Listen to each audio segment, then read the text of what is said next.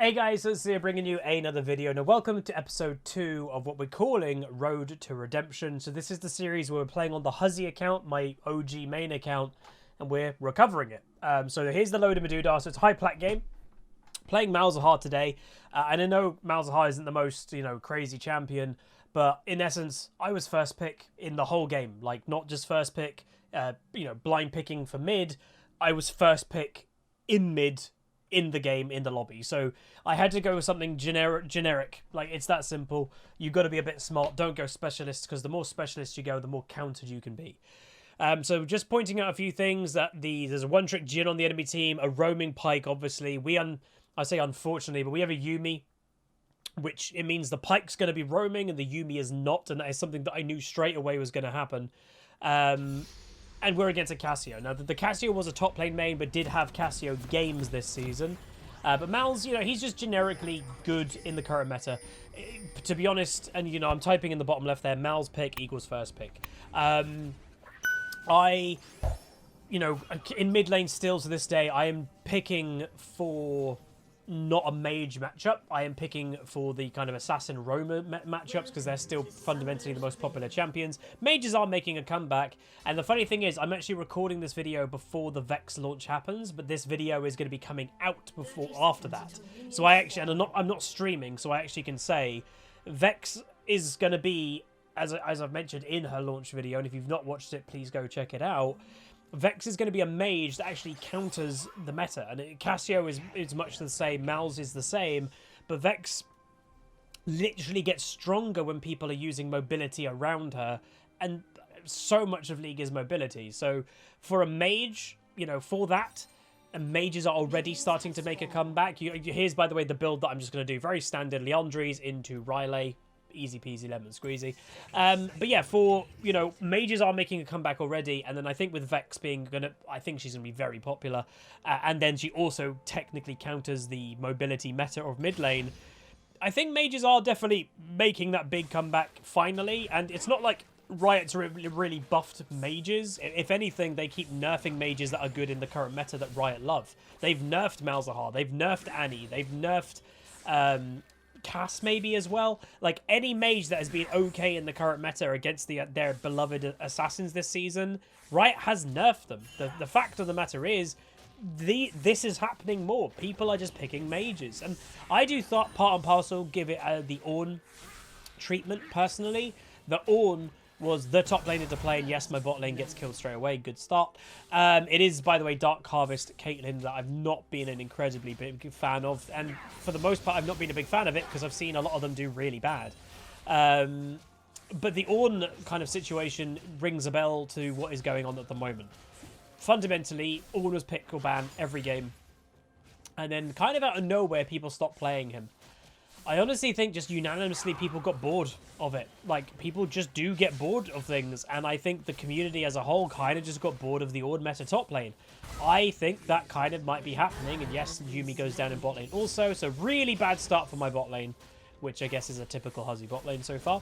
But I think the community as a whole has just been bored by maybe the mid lane meta, because Riot's not changed the meta of mid practically the whole season. It's been the don't care about mid champions, roam a lot, and that has been the meta, but now more mages are breaking through. Anivia is good at the moment. I see people picking Syndra from time to time. Like, mages are on their way back. Ziggs obviously is known to be pretty good still right now. So hopefully with Vex launch, mages are going to make their way back. I will say Vex is definitely going to be in my champion pool. Whether I actually get to play her or not in the opening, that's to be seen. Again, all new champions generally get banned quite a lot in the starting stages, and considering I have already said she is a counter to the meta, if you're a Katarina player or a Echo mid or an Akali player, your new 100% ban might be Vex. So yeah, that's just to say. So this game itself, by the way, didn't speak about it too much because fundamentally I'm playing Malzahar, so I'm just dotting up the wave and walking away. But obviously, as we mentioned, pretty bad start to the match. Bot lane both dying. Caitlyn, Yuumi, which isn't, I would say, a bad lane. It's, it's the fact that there's just an aggressive Pyke against them, that if Caitlyn gets caught, obviously that means technically they both get caught. And that's always going to put you on the back foot, especially being a Caitlyn. Caitlyn hasn't got the best all-in play to herself. I'd say, weirdly, the Dark Harvest build is maybe built for more all-in because it's actually a burst build, but not in the really early game, Huzzy Cannon. Not in the really early game. And by the way, if you are enjoying this mini-series, as I mentioned in the Annie episode, I think we just hit 500 likes on that video. Do me a favor and like this video also. A bunch of you, and I'll say thank you so much for the feedback, and it seemed that everybody really enjoyed the idea of it. And I did see one of the popular comments, and, you know, I do read them, was like, you know, fundamentally a lot of my content is the same. But they even admitted, you know, because it is League of Legends content. And that is true, you know. Fundamentally, there's only so much I can do within League of Legends. I do Challenger Spectates that are a bit different. I do, obviously, the Smurf series gameplay. I do the main gameplay. And then there's this one. This is a more... you know, I've got a series right now called Time to Try Hard, which is true, but that's the Time to Try Hard live gameplay series. To be honest, this is arguably more Time to Try Hard because this is not me streaming. This is me playing in my own spare time, and already it's probably a bit noticeable that I'm reacting much quicker. You know, in that Annie game that we played, that reaction time on the Vayne, that we got that Tibbers when she stunned me, 100% if I was streaming, I might have been glancing at chat, and I just might not have landed that Tibbers at the right time. This is what this gives. And I've always known that, you know, streaming does make it harder to climb. If you've ever looked at streamers who top the ladder, I can nearly guarantee that none of them got top of the ladder while streaming. It's funny that if they get to top of the ladder when they are offline, because streaming is so much. It takes so much out of you. So Aurelia gets killed. So far, bot lane has died one apiece, and now Aurelia's died, but she is a bit ahead in farm. But yeah, not the start that we kind of want. I myself, by the way, am a little bit behind on farm with the Cassio. Again, I am not known for my farming skills, as we all know. And the thing with Malzahar, which I guess is also kind of true with Cass, but she does tend to last hit a lot more with her E. Like that dot just didn't get the last hit. Those bees did not give me the last hit. That is sometimes the unfortunate thing with playing Malz, and it gets better the later the game goes, because when your dot does more damage, it's more likely just to get the kill. Yumi dies again. I don't know why she... you know, and you can see I'm saying bad team in the chat. By the way, those comments that whenever I've done POV commentaries, they obviously are never typed to the enemy team or my team. They are me giving you guys my thoughts when I'm playing live, because obviously I'm not doing a live commentary, so that's how I'm kind of telling you guys how I'm feeling. And obviously, yeah, bad team is pretty much a given, unfortunately, so far. And I will say, I don't know what I'm titling this video, but it's probably something like I had to carry the mid game or something like that. Which is true. Like, this game, you will see that we actually have to turn up the heat a lot and make quite big impact in specifically the mid game. And obviously, League of Legends is separated into early game, mid game, late game. Generally, in Season 11, there is not much of an early game anymore, and Lee Sin himself has died. So that means all of my teammates this game have died once, but with Yumi also dying twice. And respectively, they're all losing their individuals. So top lane, well, Aurelia did get ganked, to be fair, but bot lane has died only in the 2v2, no jungle involvement. And then Lee Sin just died too. So I'm like, wait a minute, Dragon. So I kind of had in the back of my mind he might have been doing this. Unfortunately for me, like, I missed my Q there, which was bad. But yeah, I'm going to get the Olaf kill. There we go. And what I do here is leave the pit, which is not a mistake. What the mistake is, Lee Sin is in the area. Look at the minimap. I think Lee Sin should have gone Dragon right now. He could have finished the Dragon. We get that. I'm like, well, I can go bot lane. Even with little mana, I can kill these guys quite easily. Unfortunately for us, the Lee Sin decides, no, I'm going to leave the Dragon and I'm going to come bot. So great. We get a double kill for Lee Sin. He gets a shutdown. That's good gold. But we did lose the Infernal. To personally, and this is just me, I would have preferred if Lee Sin went to go do the Dragon, finish that, because he would have got it. I go bot lane, and I was definitely going to kill at least one of them, even with little mana. Whether I would have killed both, maybe. I did have flash and red buff, so honestly, I might have still been able to kill both of them myself. But yeah, again, it's not bad that Lee Sin gets a double kill. I just wish he kind of went to do the Dragon. But we all know I myself am biased towards Dragon. So you can see I'm typing that Lee should have gone Dragon. So yeah, just to explain that.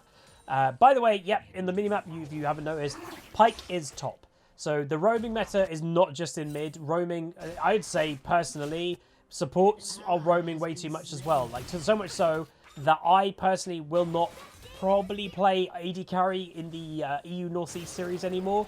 I've gotten so frustrated with winning lane, my support completely abandons the lane, and then I'm stuck in and the enemy support doesn't, and then I'm in a 2v1, and literally the enemy AD carry completely recovers, and then we lose the game. Very, very frustrating to the point, and again, it's happened so much on the EU Northeast account, it's completely put me off playing AD carry in that series ever again. It's happened, I'd say, about 5 times, and a lot of those are not uploaded to YouTube, obviously, because what's the point? Surprisingly, I wasn't expecting this. Lee Sin actually gives me blue. Very rare for junglers to give those over. Pyke does get a solo kill on the Yuumi. He doesn't get the ult kill because he used it a bit too early. And Caitlyn does get a return kill, but it's still quite bad for the enemy support to get a solo kill. Quite rare. Rift Herald play being done. Lee Sin steals it, which is good. Unfortunately, he misses his the jump over the wall. But anyway, we know the enemy team are quite low. I'm flashing just to do damage there. I get the kill with my dot, and I've got ult. So we are looking that maybe we can continue. I ult the Cass because she's probably the main threat. I silence, which is a good silence. Unfortunately for us, Cho'Gath flashes on me, does extra damage, and Cassio also had flash. So a little bit unfortunate, and yes, by the way, there is Pyke once again, and it's like, you know, I will say, bad maybe by me, because I did ping Yuumi twice, which I probably shouldn't have done, but this is just the frustration sometimes of having a Yuumi, is when the meta is roaming, whether you like it or not, and right now that is the meta, they've got a Pyke who's bought mobility boots and is roaming. He's been top lane, for God's sake, before like 10 minutes.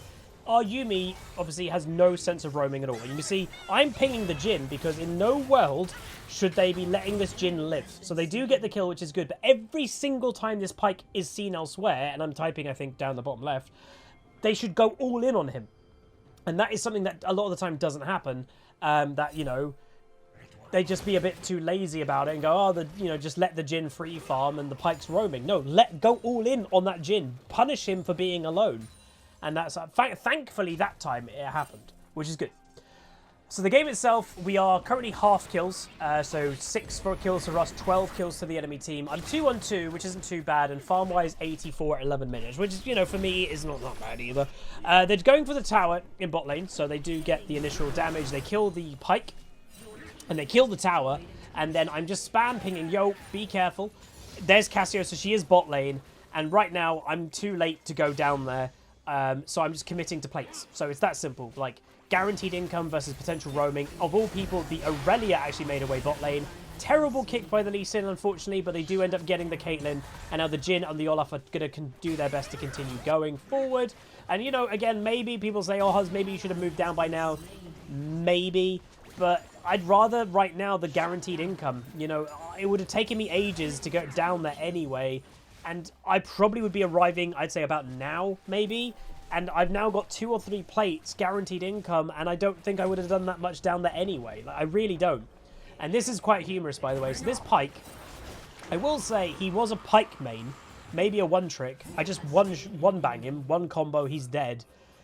You might be like, and I think things like, oh god, this could be a support difference game. You know, a lot of the time we always say about, oh, jungle diff. But sometimes support diff is a big deal.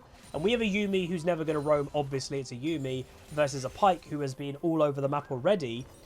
This Pyke started to do pretty damn bad. Because, again, he had in his mind that he had to roam, when maybe he didn't. They were winning bot lane. They could continue fighting. If you catch the Caitlyn, you catch the Yuumi, double kill. But Pyke was roaming so much that he just actually started to fall off. Because the more you roam, a lot of the time, I would say as a support, it's going to hurt your XP. You're not getting XP in lane from, you know, getting the farm XP. So this, I will say, the Pyke weirdly kind of played pretty bad. Lee Sin go for it, gets the steal. Huge steal by the Lee Sin. He also gets the Olaf kill. I'm going in, do the silence. Clutch silence, by the way. Get the kill on the Cassio. And we are continuing for the Jhin.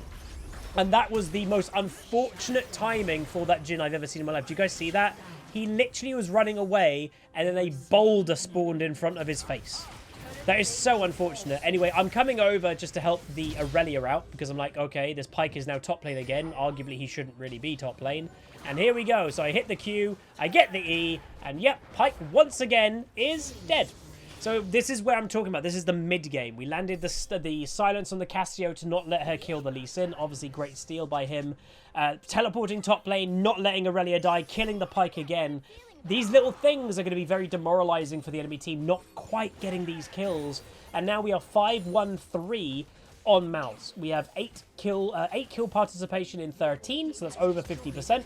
So that's a pretty good start. And this is what I'm talking about. Having this mid lane control, or mid game control, is always nice. And once again, I do think, yeah, Pyke is mid lane again. This guy, yeah, I don't know. I think he just had it in his mind. You know, he is a main or a Pyke main or something. But I honestly think he just had in mind, well, I'm going a bit all in. Going to try and flash away. Unfortunately for me, the Yuumi disconnects from me at the wrong time. I think if she stayed on me, she could have healed me and I would have been okay. Jhin damage obviously is just going to absolutely obliterate the Yuumi. Caitlyn, though, getting a kill. Teleport coming in by the top lane. Stun just misses, which is so unfortunate. Caitlyn's going to do her best, but obviously the Jhin does have a level advantage. Nearly gets the Jhin. Olaf ulting does kill the Lee Sin, by the way. And Caitlyn's going to do what she can. Now, obviously, the start to this game has been pretty bad. But the Caitlyn is 6-3, which I will fully admit, I did not know she was actually 6-3 at this stage. I will admit when I say so. Sadly, the Aurelia's Pooper bot lane got behind with DH Caitlyn so. But she actually just got a kill there. But it's a tough game. You know, nonetheless, it is a tough game. But the one thing that, you know, even if you're a fan of Dark Harvest Caitlyn, what everybody has said about it is it really sucks if you get behind. Because, again, it's a lethality thing. And lethality champions, if they get behind, they're basically pointless. They're snowballers, you know. And that is also true with Dark Harvest Caitlyn. So I would still probably personally prefer standard Caitlyn over Dark Harvest, but that's just me. Going to move to mid lane, and the weirdest thing that was happening occasionally, by the way, is this Yuumi actually seemed to like being on me. Which was a bit weird. I'm not used to having a Yuumi on me. But yeah, she kind of kept going on a Malz, which did confuse me. It buffs me up. Obviously, I do more damage when a Yuumi's on me. She gives me AP.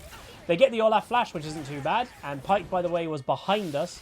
And this was the weird play here. Lee Sin goes crazy all in. I don't know why. I just dot up the cast. We're not going for it. Pyke, again, behind us, mispositioning. Has to be said. And yeah, unfortunately, Lee Sin does go down there. But they do get the Pyke, because again, as I said, he was mispositioning, so he goes down. I think the Pyke, by the way, now is 2-7. So this is where, in the early game, I was like, oh god, this Pyke's doing well. He has done so many bad positional mistakes now in the last 5 minutes. He's actually given us quite a lot of gold. And that's the thing that a lot of people I don't think about. When you're making a little mistake and you go, oh, I died, my bad. You're directly making the enemy team stronger. Like, directly. You're giving them gold that gives them items and giving them XP. Like, you really shouldn't be doing that. So I'm going over for blue. As I mentioned, I have a Yuumi on me again. I'm very weirded out why I have a Yuumi on me. I don't know personally why. Maybe the Yuumi just saw the Malz me as a strength this game. I don't know. But yeah, because right now you can see in the bottom left, I've got 207 ability power when Yuumi is attached on me. We'll have to see how much I've got when she detaches. And yeah, we're having a bit of a dance because there's nothing else to do. I can't roam around. I'm not going to randomly walk anywhere else. The minions are still making their way, so... yeah. Dragon is spawning soon. Land the Q. Just a bit of, you know, burst damage, really. Well, not burst damage, but like a little bit of damage on Olaf is never going to be bad just before Dragon. And you can see I'm being a little bit careful. I'm not kind of moving too far up. The reason being, Cho'Gath's obviously here, but in that bush below us, we don't have vision in now. There could be an Olaf, there could be a Pyke, there could be a Cassio, there could be a bunch of them, and I just want to be a bit careful. Enemy team, look at that. Boom! Big Q, double hit, with then also that will be proccing Liandry's burn on them. And the enemy team arguably is mispositioned here. I decide to go for the Cho. I go for a big ulti. Yuumi follows it up as well because Cassio flashed over the wall, I believe. So it's like, let's just kill this Cho'Gath. But I get Cassio ulted, and then the annoying thing, I was going to survive that. Good play overall so far. The Cho'Gath flash eats me. Jhin in a pretty bad position here, to be honest, but he's so strong. He gets the cheeky kill. But the game, you know, this is still a good advantage. And notice, by the way, on the minimap, yeah, Pyke is completely out of position again. Nowhere to be seen in terms of the, you know, correct positioning. Walks into the Caitlyn. She doesn't quite get the damage on him. And I think they might try to do Dragon. I'm not sure. Olaf is still alive, which is always a risk to do Dragon when the enemy jungle's alive and yours isn't. But he'd have to run into these three, and I don't think he can quite manage that now. And there's the Pyke. Getting hit by Yuumi. I do have TP, by the way, which I let my team know in the bottom left. I pinged it. But, you know, don't use your TP if you don't have to. I think a lot of people sometimes don't realise that. If you don't have to use it, don't.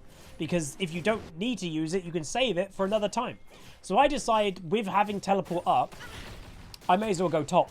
I may as well go top, do some side laning, get some good XP, good farm, and then when, you know, I can always TP if they need help. If I don't, well, I'm just going to gain here. I'm going to gain a lot of gold. I'm going to gain solo XP, which, you know, the later the game comes about, Huzzy can, the harder it is actually to come about solo XP. So in the back of my mind, I was thinking, Rift Herald, are they going to do that? And the answer is probably no, because Baron is spawning soon.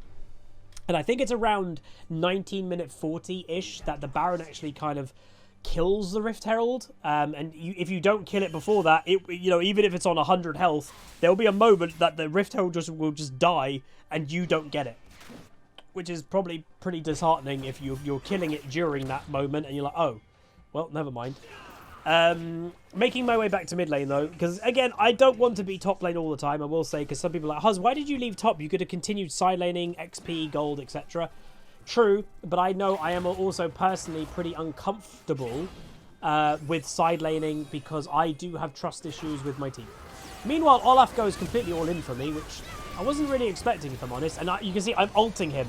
You might think it's a bit of a waste, but the ultimate still does damage. Good silence by me, if I do say myself, on the cast, I think that was. Aurelia's going to finish that kill. Good pressure. And yes, they have a split-pushing Cho'Gath, who clearly is not a split-pushing champ by any regard. Pyke behind us, again, not really sure what he's trying to do. He, by the way, is level 8. Just to put it in perspective, the Yuumi is level 11. So a Pyke is 3 levels below a Yuumi, and that's all because he's roamed too much. There is such a thing as roaming too much. And this guy has been a great example of it. And, you know, it's roaming too much and it's not working. You may be sure if it worked, you'd be like, oh, how's it worked? You know, it's fine. Maybe, but a lot of them haven't worked. So good damage on the Pyke. He's not going to go down, though. Cho'Gath TPing over. Killing the Lee Sin kill, unfortunately for us. Landing a bunch of damage. Look at that. Half health on Jhin, which isn't too bad at all. And I think we're just going to make our way out. So Caitlyn, by the way, is 10-3-8. It did kind of seem, at this point of the game at least, she was just kind of last hitting kills with her ultimate or Q. It wasn't like a lot of damage that was going off all the time. It was more last hitting. And Baron is being looked at by the enemy team. We can see the Cassio kind of gave it away. Watch this. No, this is, to me, play of the game.